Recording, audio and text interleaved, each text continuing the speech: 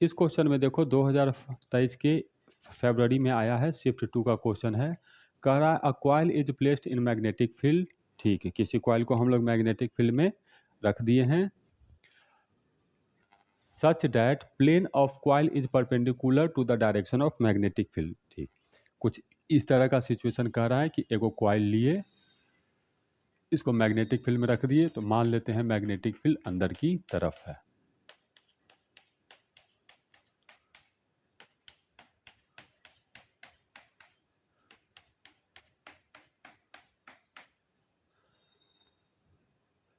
The magnetic flux through the coil can be change. अब कह रहा है कि इस कॉइल से जो मैग्नेटिक फ्लक्स होगा वो कितने तरीके से चेंज किया जा सकता है।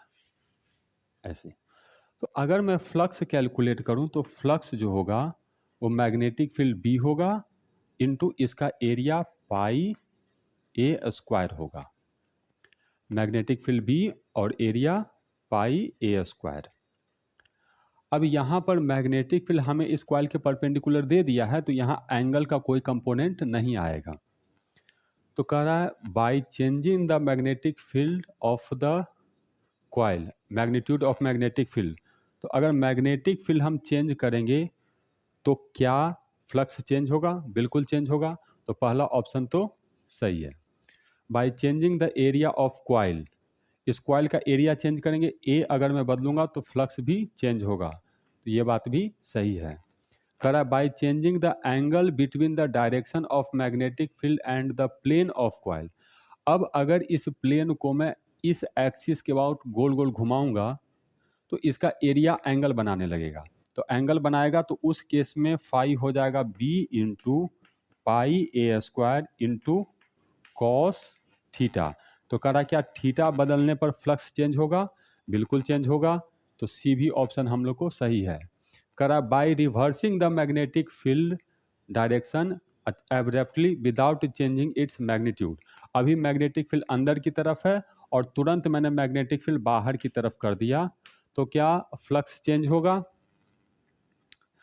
अब इस एरिया का जो डायरेक्शन होता है, अगर मैं लूप में एरिया का डायरेक्शन लूँ तो अभी मैं मान रहा हूँ डायरेक्शन अंदर की तरफ है, लेकिन इस एरिया का डायरेक्शन अंदर की तरफ भी हो सकता है और बाहर की तरफ भी हो सकता है। वो हम लोग को डिपेंड करता है कि हम इसमें किस तरह से एरिया का डायरेक्शन लेते हैं। तो अगर मैग्नेटिक फील्ड अचानक से चेंज हुआ तो पहले मैग्नेटिक फील्ड अगर प्लस में था तो अब हमको मैग्नेटिक फील्ड लेना पड़ेगा माइनस में, अगर मैं एरिया का डायरेक्शन वही मानता हूँ तब। लेकिन अगर एरिया का डायरेक्शन मैं अपोजिट मान लेता हूँ कि एरिया का डायरेक्शन भी बदल गया है, तो हम लोग को फ्लक्स वही आएगा जो पहले था, पाई ए स्क्वायर।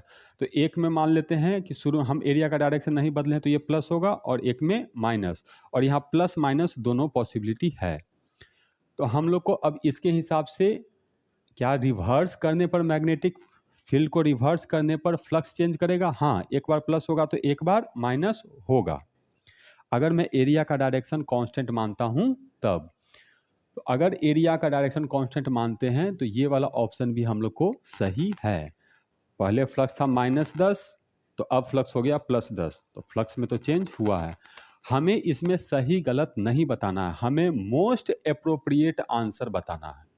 मतलब सही तो इसमें सब है, इसमें कौन ज़्यादा लॉजिकल है वो हम लोग को बताना है। अब इसमें चारों ऑप्शन तो कोई में है नहीं, तो हम लोग को रिजेक्ट करना है। तो पहला ऑप्शन किसी भी कीमत पे रिजेक्ट नहीं हो सकता, दूसरा ऑप्शन किसी भी कीमत पे रिजेक्ट नहीं हो सकता, ये दोनों होगा। सी किसी भी कीमत पे रिजेक्ट नहीं हो सकता। डी ऑप्शन में जो है इसको हम लोग समझ सकते हैं कि एब्रप्टली अचानक से जब चेंज करेंगे तो इसके एरिया को हम प्लस माइनस डायरेक्शन में कंसीडर कर सकते हैं। तो अगर मैं इसको कंसीडर करूंगा तो पहले फ्लक्स, इसको इस तरह से समझते हैं, मान लेते हैं ये ऐसे लूप है और मैग्नेटिक फील्ड पहले इधर था बी और एरिया इसका इधर था ए, तो फ्लक्स लिखूंगा बी इंटू ए।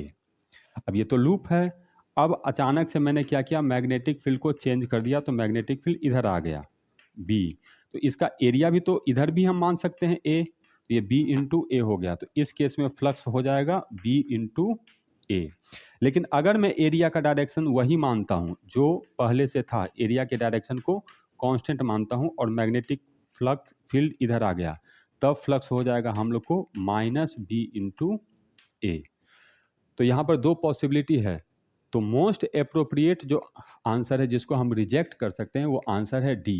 तो हम लोग इसमें अगर ऑप्शन टिक करना होगा तो हम लोग इसको कहेंगे कि ए बी सी ओनली।